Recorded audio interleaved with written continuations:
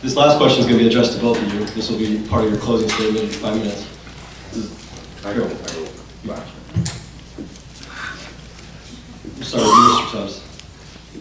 Why should the voters in your congressional district vote for you? Excellent question. Why should you? Well, let me start with what I said earlier. George Miller has been a congressman for this district for 35 years and done some good things for us. I am not taking any of that away from him.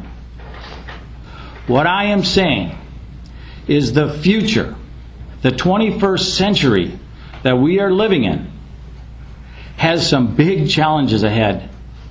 Some really big problems are looming, and we're in the middle of many of them. Whether it's healthcare, whether it's immigration, whether it's this spending, whether it's the water issue in California. Should put it on speaker. I want them to hear them. Maybe I'll win their vote.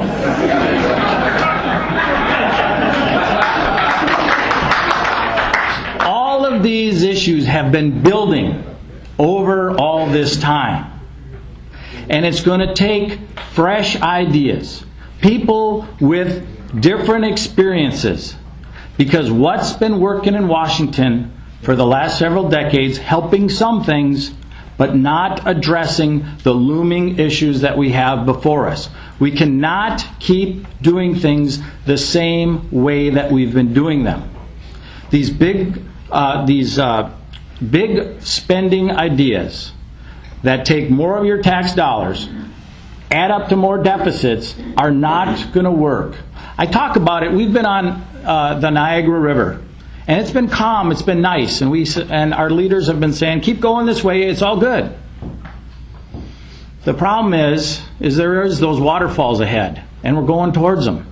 And we need leaders in Congress that recognize that and are willing to take the bold steps, bring in the new solutions that have worked elsewhere.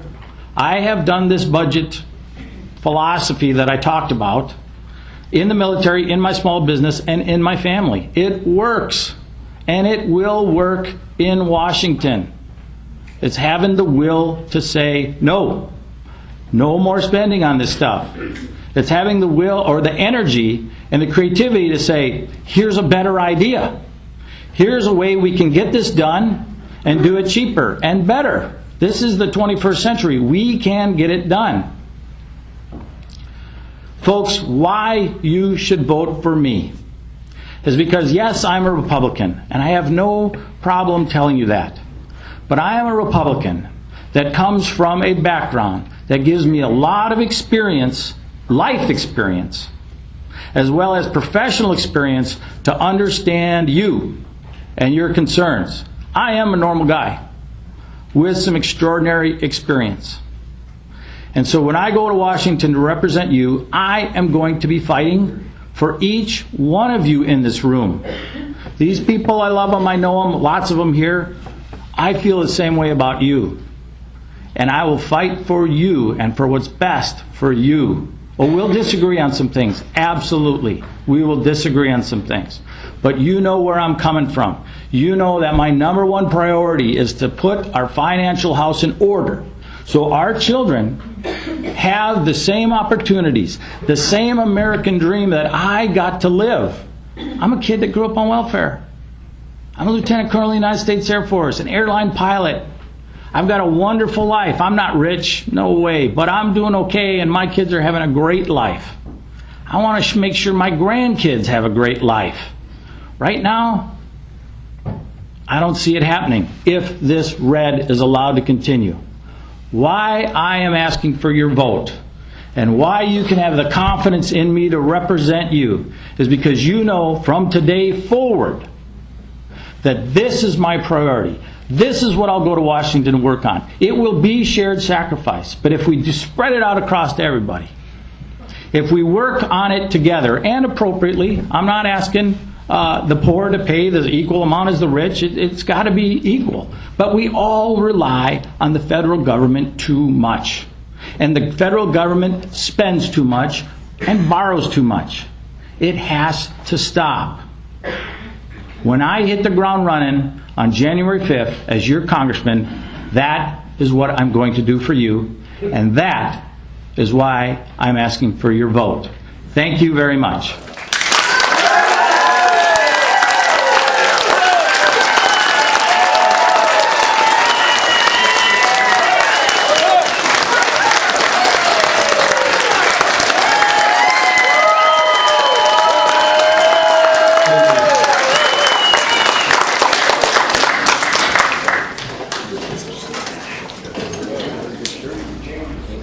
I think I deserve to be reelected because of the service that I have given this district the time that I have been in the Congress of the United States.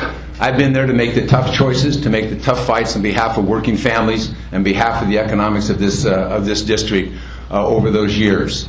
This is not an easy job. It's a hard job, but it's a wonderful job. It's an honor to be given this forum by the people that I represent to participate in this government in this fashion where we have open debate and we have open differences.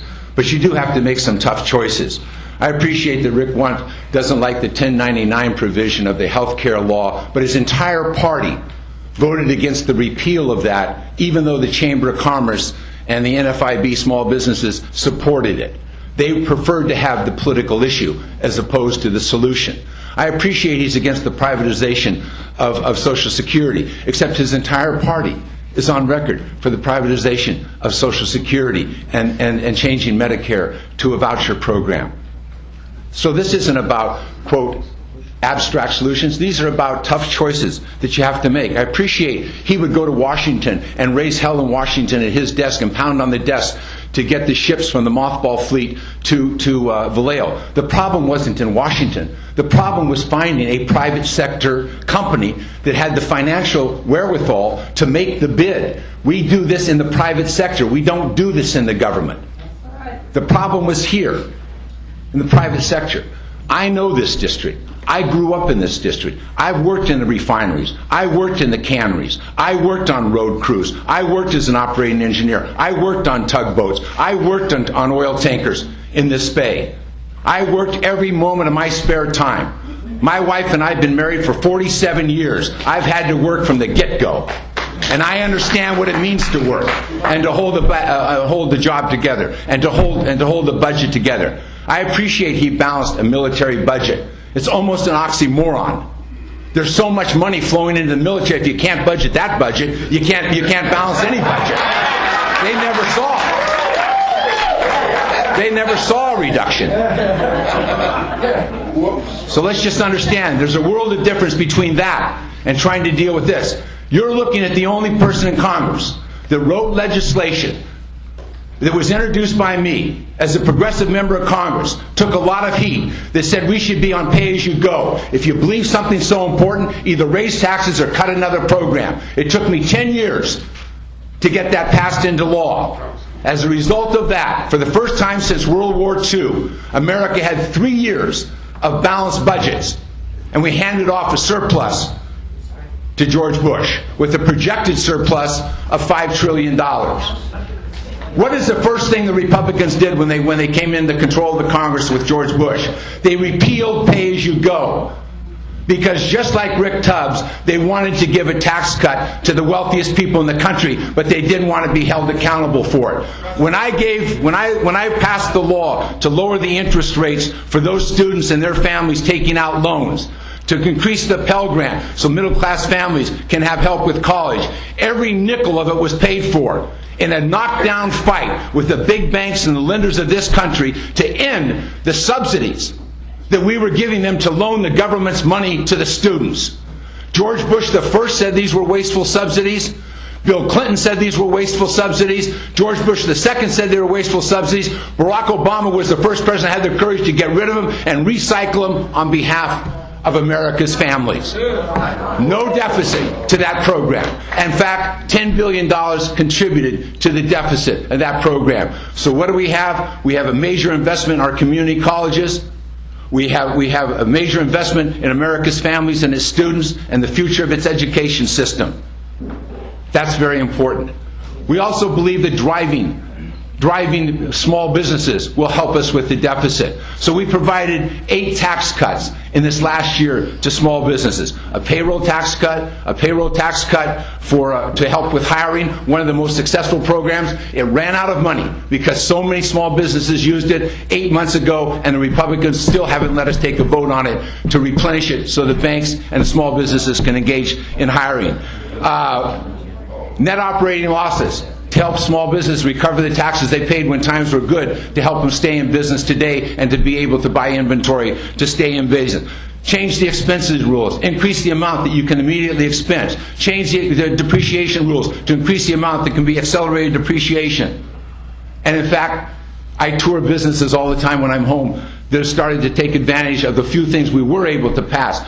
But those were voted en masse against by the Republican Party. This is a choice, folks. This is a choice about the future of this country.